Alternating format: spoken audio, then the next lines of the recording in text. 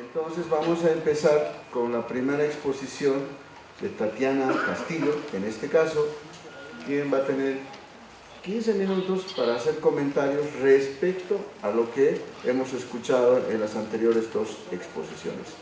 Les comento que, bueno, Tatiana Castillo es asesora legal de OLADE, ¿no? Y ella es abogada, máster en integración y está a cargo en OLADE de legislación y política energética. Le vamos a dar un aplauso a Tatiana, que tiene 15 minutos para empezar esta segunda parte.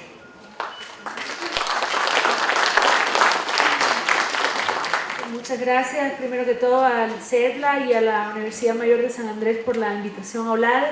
Y bueno, para mí es un honor volver a estar aquí en esta hermosa y hospitalaria ciudad de La Paz. Bueno, nosotros traemos una exposición bastante general, porque, bueno, como ustedes conocen, la OLADE es un organismo de asesoría técnica y cooperación.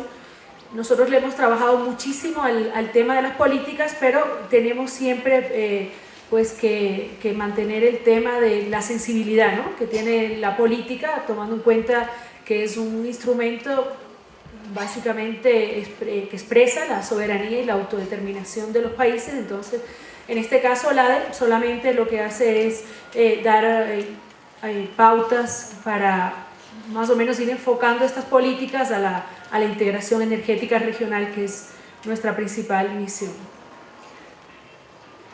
Bueno, este es el concepto, la definición de manera general que nosotros siempre manejamos en OLADE.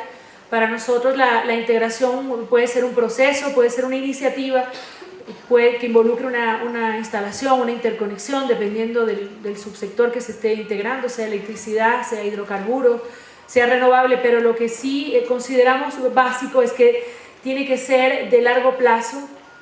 Puede ser multinacional, puede ser bilateral, pero el largo plazo es importante, si no pues estaríamos, como decía Silvia, en presencia más bien de una transacción comercial, ¿no? Y también es muy importante que esté respaldado por políticas coordinadas y también armonización regulatoria, si no pues es muy difícil mantenerlo. Siempre debe estar enfocado a un aprovechamiento eficiente de los recursos y sobre todo a satisfacer las necesidades energéticas de la población.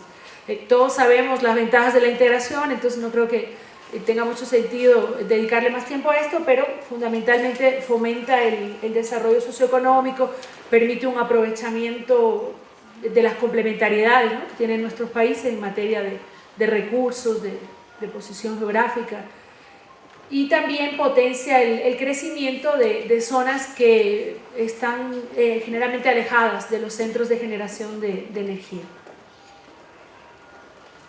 Entre los trabajos que hemos realizado en los últimos años en OLADE, porque llevamos más de 40 años trabajando los temas de integración y la política en esto es muy importante, hicimos hace aproximadamente unos 5 años un trabajo sobre las barreras. ¿Por qué no logramos materializar una gran cantidad de procesos y de iniciativas de integración que se quedan ahí, ¿no?, como ya explicaron los anteriores expositores? Determinamos una gran cantidad de barreras financieras, de infraestructura, legales, técnicas, pero bueno, en este caso nos pareció importante traer las barreras políticas, ¿no? Y se origina pues, debido a la confluencia entre todos nuestros países de la región de diferentes visiones, de diferentes enfoques en materia de integración. No tenemos una política regional armonizada. Es uno de los objetivos del Convenio de Lima cuando se creó OLADE, ir trabajando en eso. No se ha logrado, se ha intentado irlo avanzando de manera subregional. Por eso hoy los países caribeños que están agrupados en el CARICOM estos son los primeros que lograron ya consensuar posiciones y tener una política energética común. Algo se ha trabajado en UNASUR, algo se ha trabajado en la CAN, pero no tenemos una política regional, al menos los 27 países miembros de OLADE, ¿no? Trabajamos siempre para que esto se logre. es un obstáculo importante en los procesos de integración. Estos son los elementos que hacen que la política sea, además de ser un elemento fundamental para lograr la integración, sea también un elemento sensible, difícil de coordinar, difícil de consensuar, porque entra muchos temas de soberanía. Las prioridades de los países en relación a la integración son diferentes, sus necesidades también, sus posibilidades también, no todos tenemos los mismos recursos y tampoco todos tenemos la misma visión de la integración, ¿no? Hay algunos países de nuestra región que se van más por la integración bilateral, otros subregional y no todos regional como debería ser, ¿no?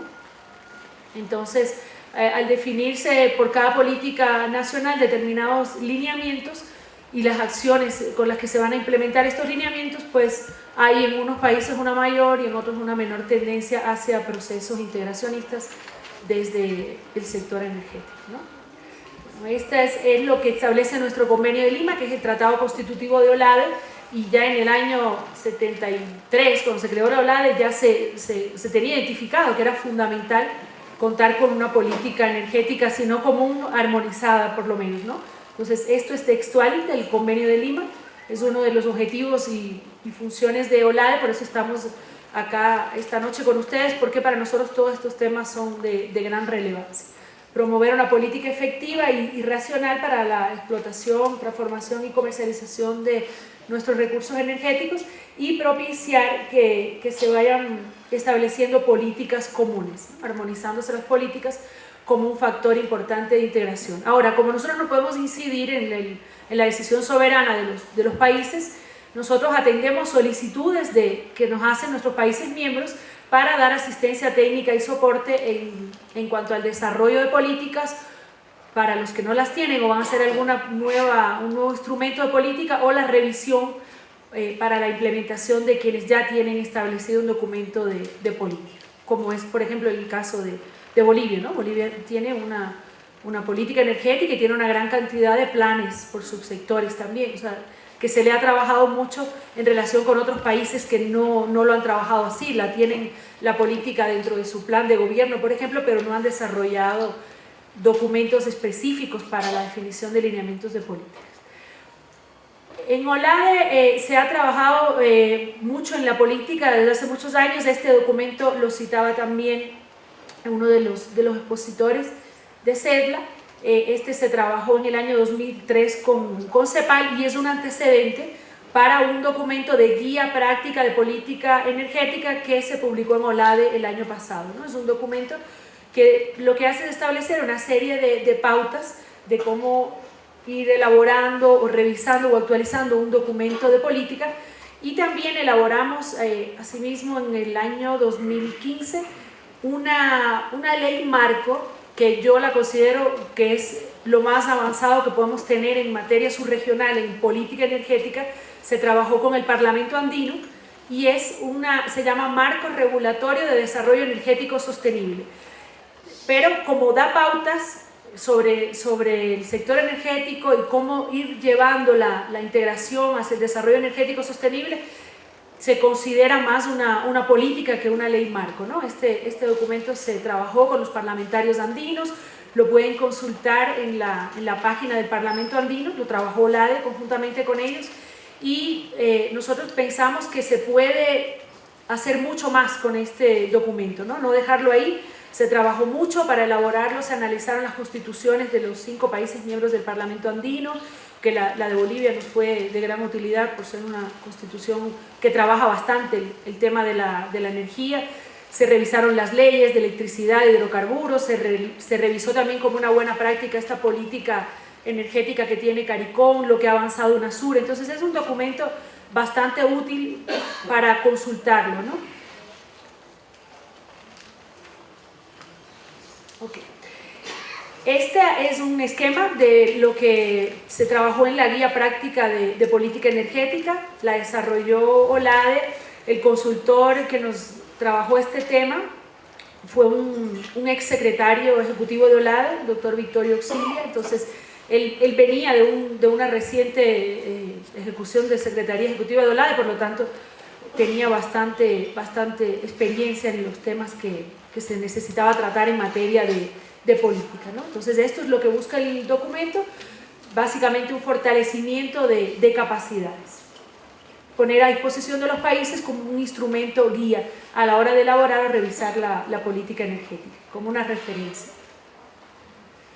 Este es un esquema de un diagnóstico que hicimos previo a la elaboración de estos documentos. ¿Por qué? Porque a veces hay algunos países que nos dicen, no, nosotros no tenemos política energética, no existe ningún país que no tenga política energética, puede ser que no la tenga escrita, que no la tenga aparte, pero todo el mundo tiene lineamientos y pautas que siguen en materia de política energética, ¿no? Entonces, por eso en nuestro análisis de nuestros 27 países veíamos que hay países que tienen documentos específicos, como es el caso de Bolivia, que definen su política energética.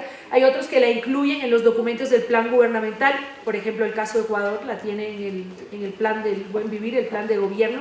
Están trabajando en un documento de política energética, pero todavía no existe. Hay países que se encuentran en proceso de definir y aprobar documentos, instrumentos de política energética. Hay otros suscriptores de políticas energéticas subregionales, como el caso que les hablaba de los países de CARICOM. Hay otros que cuentan con políticas energéticas definidas, pero no las están implementando. Hemos tenido casos de países que nos han comentado que hicieron una política energética que finalmente no estuvo acorde a sus características, a sus necesidades. Muchas veces se basan algunos países en consultar documentos de países que tienen realidades muy diferentes, ¿no? Entonces después son documentos de difícil implementación.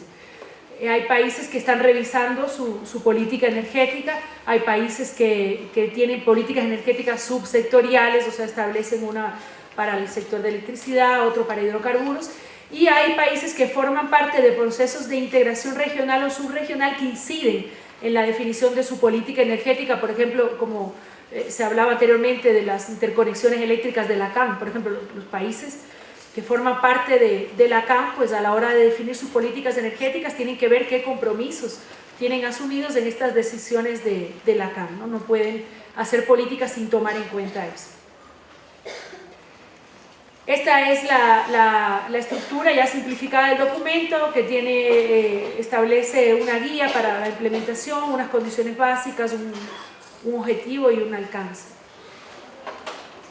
En materia de integración, en esta guía desarrollamos un pequeño capítulo que promueve la armonización de criterios para la definición de políticas energéticas nacionales, pero que faciliten la inserción del país en algún proceso de integración, ¿no? Como decíamos, muchas veces se elaboran los instrumentos de política y no se analizan primero los compromisos que ya están previamente asumidos en tratados. Esto genera obviamente problemas para la integración, ¿no? Entonces es lo que analiza este documento, que siempre hay que revisar qué compromisos ha asumido el país en tratados internacionales o en procesos de integración donde está inmerso. Tiene también fundamentos enfocados a promover la correspondencia entre la política energética nacional y bueno, todos los procesos de integración, y fomenta niveles superiores de integración, porque como sabemos hay unas fases en los procesos de integración, y la fase superior de todo proceso de integración es precisamente la armonización de políticas. Cuando se logra eso ya se encuentra la subregión o los países que estén involucrados en una fase ya muy avanzada de integración.